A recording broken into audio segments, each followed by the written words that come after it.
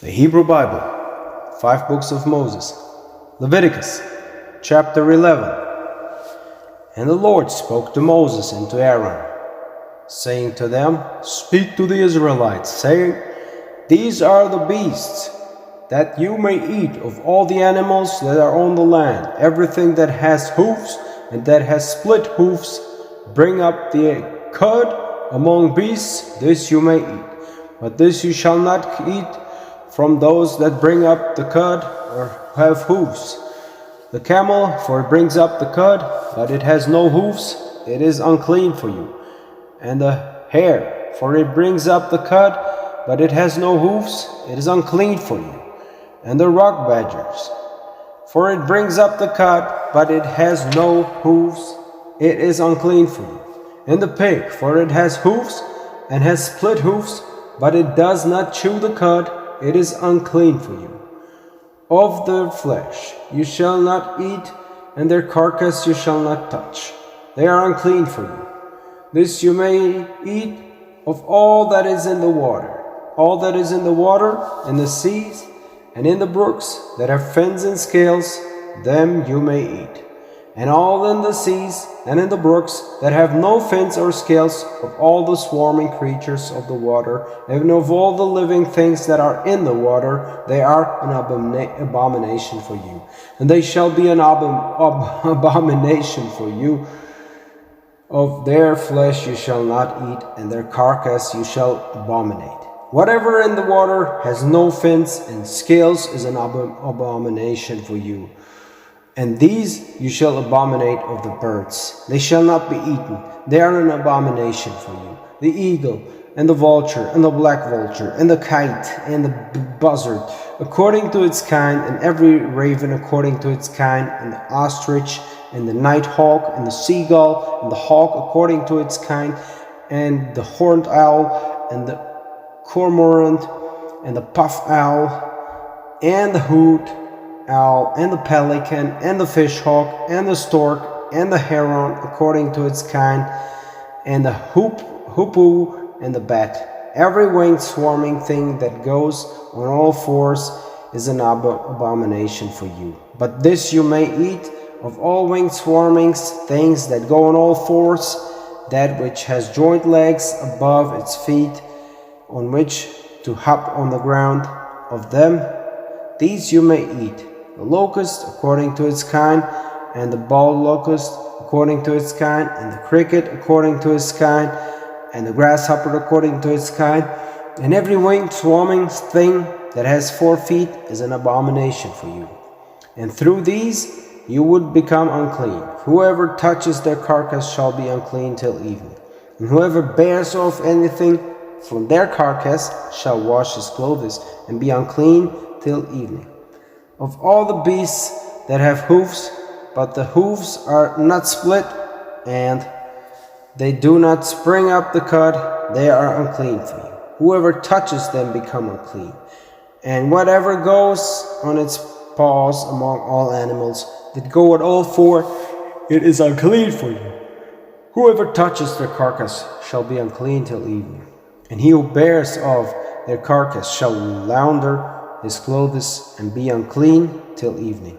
They are unclean for you. This is unclean for you. Among the swarming creatures that swarm on the ground, the mole, and the rat, and the great lizard according to its kind, and the gecko, and the spotted lizard, and the skink, and the chameleon, these are the unclean for you among all swarming things. Whoever touches them when they are dead shall be unclean till evening. And whatever upon which something from them falls when they are dead shall be unclean. Of any vessel of wood, or cloth, or skin, or sackcloth, or any vessel in which a task may be done, shall be brought into water and be unclean till evening, and then be clean. And any earthen vessel into which something from them falls, whatever is in it shall be unclean, and you shall break it. Of any food that may be eaten, when waters comes on it, shall be unclean, and any liquid that may be drunk in any vessel shall be unclean. And whatever upon which something from their carcass fall shall be unclean. oven and range shall be smashed, they are unclean, and they shall be unclean for you. But a spring or a cistern of a gathering of water shall be clean, and he who touches their carcass shall be unclean. And should something from their carcass fall on my planted seed that may be planted, it is clean. And should water be put on seed, and something from their carcass fall on it, it is unclean for you. And should one of the beasts die, which are your food, he who touches their carcass shall be unclean till evening. And he who eats of its carcass shall launder his garments and be unclean till evening. And he who bears of its carcass shall launder his garments, and he be unclean till evening. And every swarming thing that creeps on the earth is an abomination. It shall not be eaten. Whatever goes on its belly, whatever goes on all fours, including the many-legged ones of all swarming things that swarm on the earth, you shall not eat them, for they are an abomination. Do not make yourselves abominable through any swarming thing that swarms, and do not become unclean through them, and be unclean. For I am the Lord your God, and you shall hallow yourselves and become holy, for I am holy.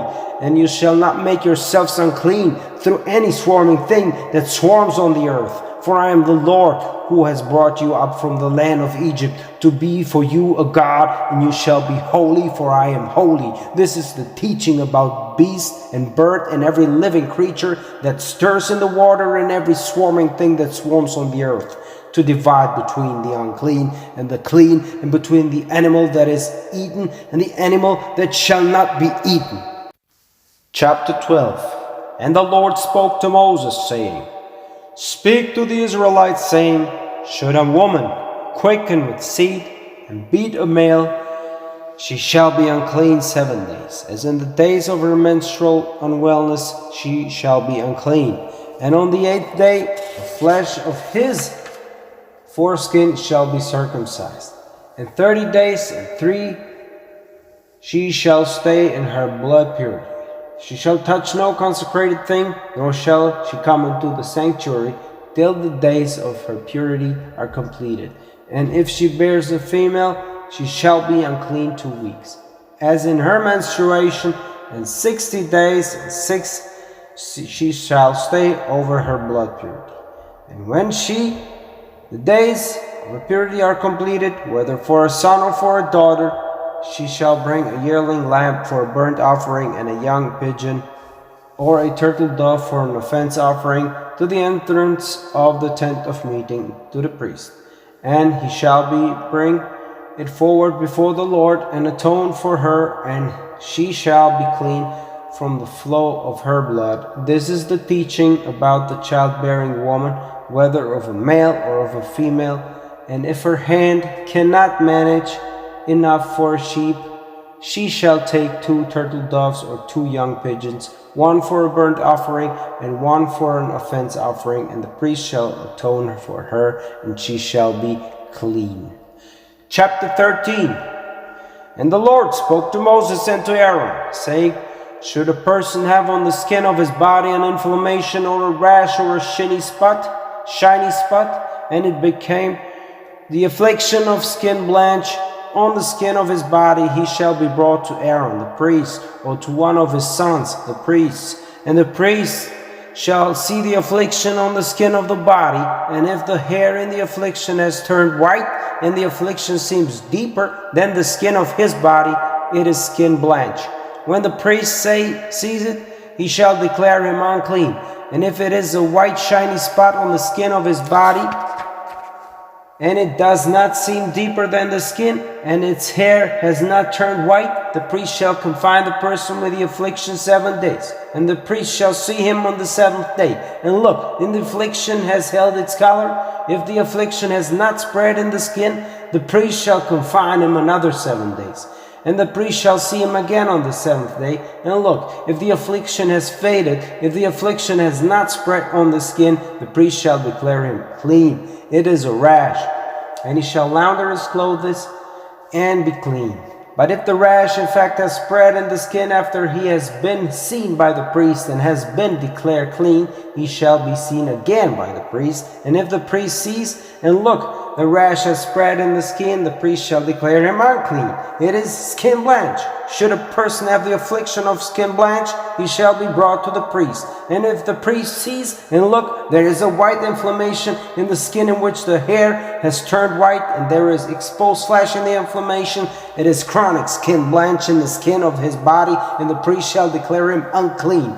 He shall not confine him, for he is unclean. And if the skin blanch in fact erupts in the skin, and the skin blanch covers all the skin of the person with the affliction from head to toe, wherever the priest's eyes can see, the priest shall, and look, if the skin blanch has covered his whole body, he shall declare the affliction clean. It has turned white, it is clean. On the day exposed flesh is seen in it, he shall be unclean. When the priest sees the exposed flesh, he shall declare him unclean. The exposed flesh is unclean, it is skin blanch. Or should the exposed flesh recede and turn white, he shall come to the priest, and the priest shall see him. And look, if the affliction has turned white, the priest shall declare the person with the affliction clean. He is clean. And a body in which there be burning, rash on the skin that is healed, and there be in the place of the burning, rash and white inflammation, or a reddish white shiny spot, and it be seen by the priest, and the priest see, and look, if it appears lower than the skin, and its hair had turned white, the priest shall declare him unclean. It is the affliction of the skin blanch, it has erupted in the burning rash. If the priest sees it, look, there is no white hair in it, and it is not lower than the skin, and it is faded, the priest shall confine him 7 days. And if in fact it has spread in the skin, the priest shall confine him. It is an affliction. And if the shiny spot remains in its place, does not spread, it is the scar of the burning rash. And the priest shall declare him clean. Or should the burn be a burn from fire in the skin of a body, and the exposed flesh of the burn be a reddish white or white shiny spot, the priest shall see it, and look, if the hair has turned white and the shiny spot and seems deeper than the skin, it is skin blanch, it has erupted in the burn, and the priest shall declare him unclean. It is the affliction of his skin blanch. And if the priest sees him, and look, there is no white hair in the shiny spot, and it is lower than the skin, and it's faded, the priest shall confine him 7 days. And when the priest sees him on the 7th day, if it in fact has spread in the skin, the priest shall declare him unclean. It is the affliction of skin blanch. And if the shiny spot remains in its place, does not spread in the skin, and it is faded, it is the inflammation of the burn, and the priest shall declare him clean. For it is the scar of the burn. And should a man or a woman have an affliction in head or beard, and the priest see the affliction, and look, it seems deeper than the skin, and there is thin yellow hair in it, the priest shall declare him unclean. It is scurf, it is blanched disease of the head or of the beard. And should the priest see the affliction, and look, it does not seem deeper than the skin, but it has no black hair, the priest shall confine the person with the affliction of scurf another 7 days, and the priest shall see the affliction on the 7th day. And look, if the scurf has not spread, and there is no yellow hair in it, and the scurf seems deeper than the skin, the person with the scurf shall shave himself by the scurf, he shall not shave. And the priest shall confine the person with the scurf another 7 days, and the priest shall see the scurf on the 7th day. And look, if the scurf has not spread in the skin, and there is no yellow hair in it, and it does not seem deeper than the skin, the priest shall declare him clean, and he shall launder his clothes and be clean. And if the scurf has in fact spread in the skin after being declared clean, and the priest sees it, and look, the scurf has spread in the skin, the priest shall not examine for the yellow hair, he is unclean. And if the scurf has held in its collar, and black hair has grown in it, the scurf is healed, he is clean, and the priest shall declare him clean. And should a man or a woman have on the skin of their body multiple white shiny spots, and the priest sees, and look, on the skin their body there are multiple dull white spots, it is tetter, it has erupted in the skin, he is clean. And should a man's hair fall out, he is bald on the pate, he is clean. And if the front part of his hair falls out, he's bald on the forehead, he's clean.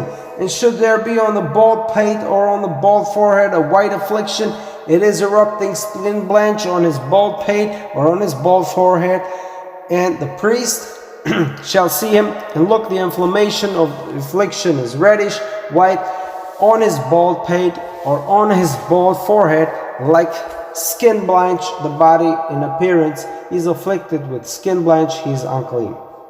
The priest shall surely declare him unclean, his affliction is on his head, and the person afflicted with skin blanch, in whom the affliction is, his clothes shall be torn, and his hair disheveled, and his mustache he shall cover, and he shall call out, unclean, unclean. All the days that the affliction is on him, he shall remain unclean. He is unclean, he shall dwell apart, outside the camp shall his dwelling place be. And should a garment have in it a scaly affliction, whether in a wool garment or a linen garment, whether in the warp or in the woof of the linen or the wool or in the skin, or anything made of skin, and the affliction be greenish or reddish in the garment or in the skin or in the warp or in the woof of in any article of the skin, it is the scaly affliction, and it shall be shown the priest, and the priest shall see the affliction and sequester the article with the affliction 7 days. And if he sees the affliction on the 7th day,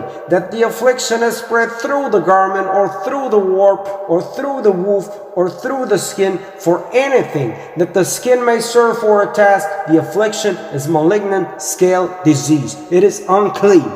And the garment of the warp, or the woof, in the wool, or in linen, or in any article of skin in which the affliction is, shall be burned, for it is malignant scale disease. It shall be burned in fire. And if the priest sees, and look, the affliction has not spread through the garment, or through the warp, or through the woof, or through on any article of the skin, the priest shall charge, and they shall launder that in which the affliction was, and sequester it another 7 days. And the priest shall see after the article where the affliction has been laundered, and look, if the affliction has not changed color, and the affliction has not spread, it is unclean. In fire you shall burn it, it is corrosion, whether on its inner side or its outer side. And if the priest sees, and look, the affliction has become faded, after being laundered, he shall tear it from the garment, or from the skin, or from the warp, or from the woof. And if it shall still appear in the garment, or in the warp, or in the woof, or in any article of skin, it is eruptive. And fire shall burn it, that in which the affliction is. And the garment of the warp, or the woof, or any article of skin that you launder, and from which the affliction disappears, shall be laundered again and be clean. This is the teaching about the scaly affliction of a wool, or linen garment, or warp, or woof, or any article of skin, to declare it clean or unclean. Chapter 14. And the Lord spoke to Moses, saying, This shall be teaching concerning the one struck with skin blanch on the day he becomes clean.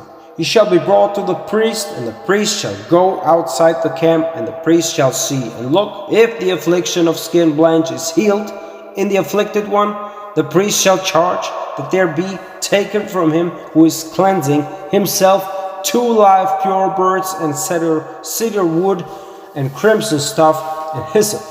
And the priest shall charge that 1 bird be slaughtered in any earthen vessel over fresh water.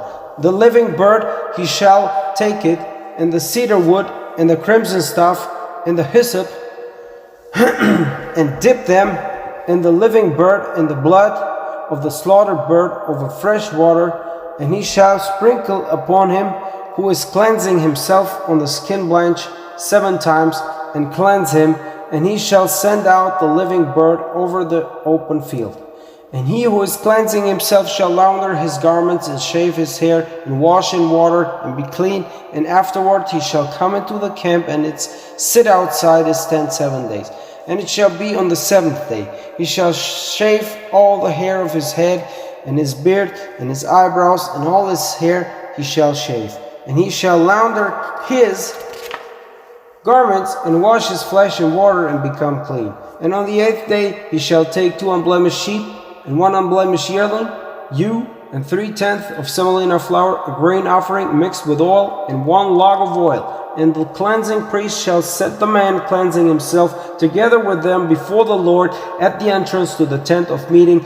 And the priest shall take the one sheep and bring it forward as a guilt offering, and the log of oil, and he shall elevate them as an elevation offering before the Lord. And he shall slaughter the sheep in the place where the offense offering is slaughtered, and the burnt offering in the place of the sacred zone. For offense offering and guilt offering alike are the priests. It is holy of holies. And the priest shall take from the blood of the guilt offering, and the priest shall put it on the right earlobe of him who is cleansing himself, and on the thumb of his right hand, and on the big toe of his right foot. And the priest shall take from the log of oil and pour it into the left palm of the priest. And the priest shall dip his right finger into the oil that is in his palm, and sprinkle from the oil with his finger 7 times before the Lord. And from the rest of the oil that is in his palm, the priest shall put on the right earlobe of the one who is cleansing himself, and on the thumb of his right hand, and on the big toe of his right foot, together with the blood of the guilt offering. And what remains of the oil that is in the palm of the priest, he shall put on the head of the one who is cleansing himself, and the priest shall atone for him before the Lord.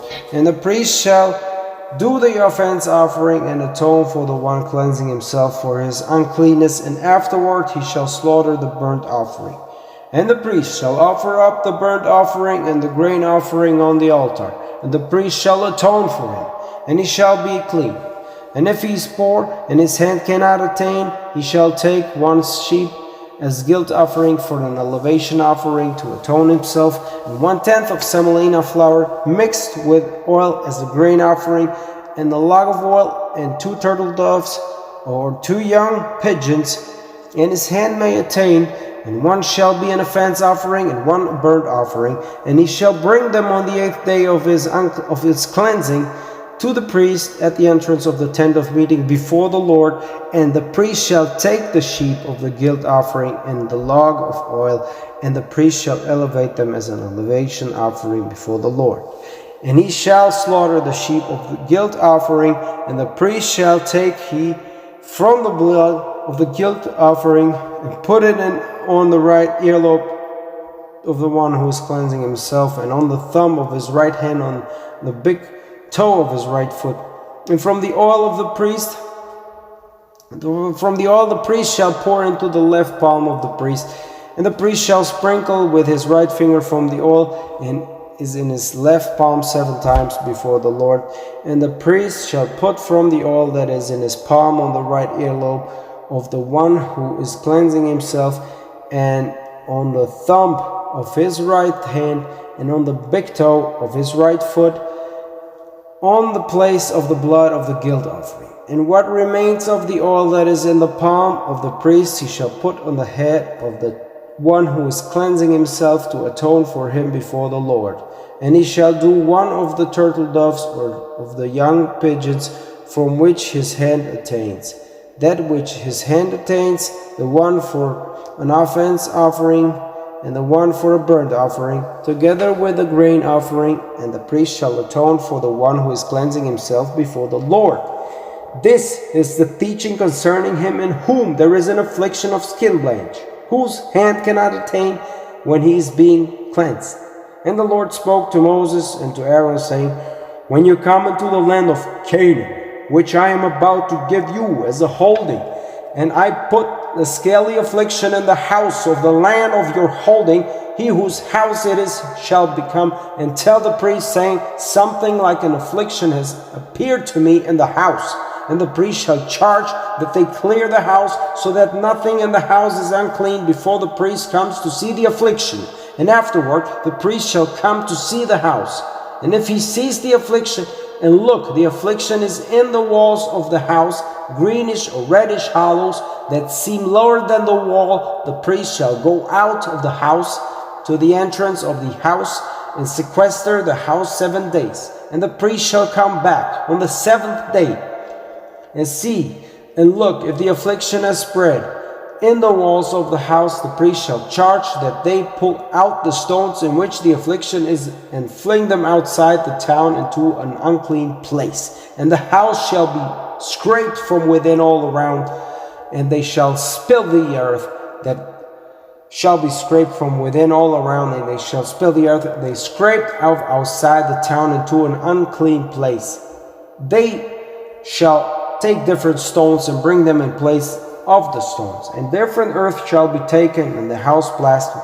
And if the affliction comes back and erupts in the house after the pulling out of the stones, and after the scraping of the house, and after the plastering, the priest shall come and see. Look, if the affliction has spread, it is malignant, scale disease in the house, it is unclean. And he shall raise the house, its stones, and its timbers, and all the earth of the house, and he shall have it taken out beyond the town to an unclean place. And whoever comes into the house all the days it is sequestered shall be unclean until evening.